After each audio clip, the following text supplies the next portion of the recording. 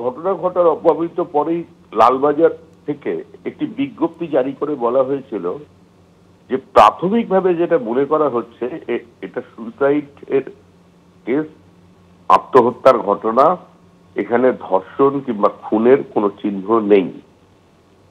এখন প্রশ্ন হলো, যে হসপিটালে এতজন ডাক্তারের উপস্থিতিতে আজকে মৃত অবস্থায় মেয়েটিকে পাওয়া গেল, তারা দেখে এটা বুঝতে পারলেন না বা ওখানকার সুপার বুঝতে পারলেন না যে এটা আত্মহত্যা নয়, তো স্বাভাবিকভাবেই তিনি পুলিশের সঙ্গে আলোচনা করেছেন এবং সিপি জ্ঞানতই আজকে ওই প্রেস লিস্টে ছাড়া হয়েছিল। তো সেখানে তো ওখান সুপারকে এবং কলকাতা পুলিশের যিনি কমিশনার আছেন তাদের কাস্টোডিয়াল ট্রায়ালের প্রয়োজন ছিল, এটা আমরা ডে 1 থেকে দাবি করছি। এখন সুখেন্দু শেখর রায় আমাদের ভিন্ন রাজনৈতিক অবস্থানের মানুষ, পরিচ্ছন্ন ভাবমূর্তির একজন তৃণমূল কংগ্রেসের মধ্যে নেতা, তিনি যদি আজকে এই কথা বলে থাকেন তার এই বক্তব্যকে স্বাগত জানাচ্ছি, কারণ এটাই হচ্ছে একমাত্র পথ। কারণ মুখ্যমন্ত্রী মমতা বন্দ্যোপাধ্যায় একটা নির্দিষ্ট সময়সীমা বেঁধে দিয়েছিলেন, সেই সময়সীমা বেঁধে দেওয়ার মধ্যে কি হয়েছে, ওই কুকুরের যারা পিজি হসপিটালে ডায়ালিসিস করে এই ধরনের বিশ্বাসযোগ্যতার মানুষজন তারাই অটোপসি করেছে, সমস্ত বায়োলজিক্যাল এভিডেন্স লোপাট হয়ে গেছে, মেয়েটির পরিবারকে যেভাবে হোক আশ্বস্ত করে তাকে ক্রিমেশন করে মানে হয়ে গেছে, দাহ হয়ে গেছে, তার শরীর থেকে আর কোনো ডিএনএ স্যাম্পল পাওয়ার কোনো সম্ভাবনা নেই এবং অকুস্থল প্লেস অফ অকারেন্স ওই বিশেষ ওয়াশরুমটা সেটা পর্যন্ত ভেঙে দেওয়া হয়েছে। তাহলে এখন কি তদন্ত হবে?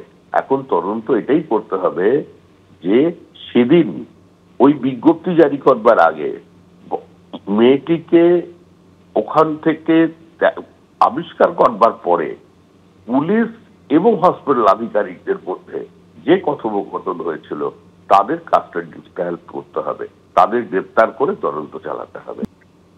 সুখেন্দু শেখর রায় বর্ষিয়ান নেতা, তৃণমূলের সাংসদ, তিনি সম্ভবত দেয়ালের লিখন পড়তে পারছেন, সন্তানদের দিকে তাকাচ্ছেন, মেয়েদের দিকে তাকিয়ে উত্তর খুঁজে পাচ্ছেন না, আয়নার সামনে দাঁড়িয়ে বুঝতে পারছেন যে মানুষ অপরাধী হিসেবে চিহ্নিত করছে শাসকদের, এবং সেই দায় সবাই নেবেন কেন?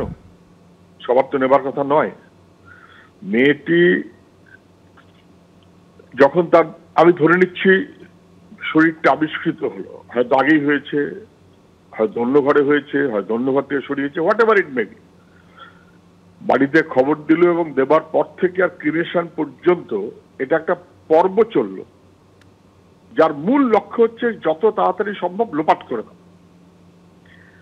তারপর মুখ্যমন্ত্রীর আশ্বাসে আশ্বস্ত হবার পর প্রিন্সিপাল রেজিগনেশন দিলেন, এটা জেনে যে তাকে প্রমোশন দেওয়া হবে। কথা কে দিয়েছেন? নিশ্চয়ই স্বাস্থ্যমন্ত্রী কথা দিয়েছেন। স্বাস্থ্যমন্ত্রী বললেনও বটে, আমি ওকে বুঝিয়েছি। কেন তড়িঘড়ি আত্মহত্যা বলা হলো, কেন তড়িঘড়ি ক্রিমেশন করা হলো, কেন প্রমাণ লোটের ব্যবস্থা করা হলো, এটাই তো আসলে কোয়েশ্চেন।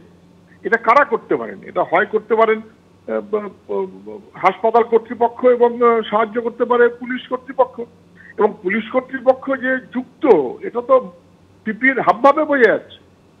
ওদিন গিয়েও তো উনি রাজনীতির ভাষণ দিলেন, আইন শৃঙ্খলা না ঠেকিয়ে গিয়ে পালালেন, এবং তারপরে ওকে তো বলা হয়েছিল 24 ঘন্টা, ভাইপো বলেছিল, টুইটে আছে, কিছুই বললেন না।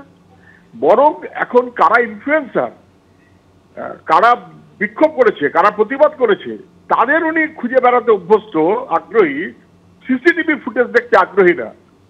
স্বাস্থ্য কর্তৃপক্ষ এবং পুলিশ কর্তৃপক্ষ গ্রেপ্তার না করে হেফাজতে না নিয়ে তদন্ত হতে পারে না। পুলিশ কমিশনারকে গ্রেপ্তারের দাবি সঙ্গত, ওকে সরিয়ে দিতে হবে পদ থেকে, এটা সঙ্গত, খারিজ করতে হবে। স্বাস্থ্যের কর্তাদের যেমন খারিজ করতে হবে, তেমন পুলিশের কর্তাদের খারিজ করতে হবে, এবং স্বাস্থ্যের কর্তাকেও যেমন হেফাজতে নিতে হবে, পুলিশের কমিশনারকেও হেফাজতে নিতে হবে। কার নির্দেশে উনি চলেছে?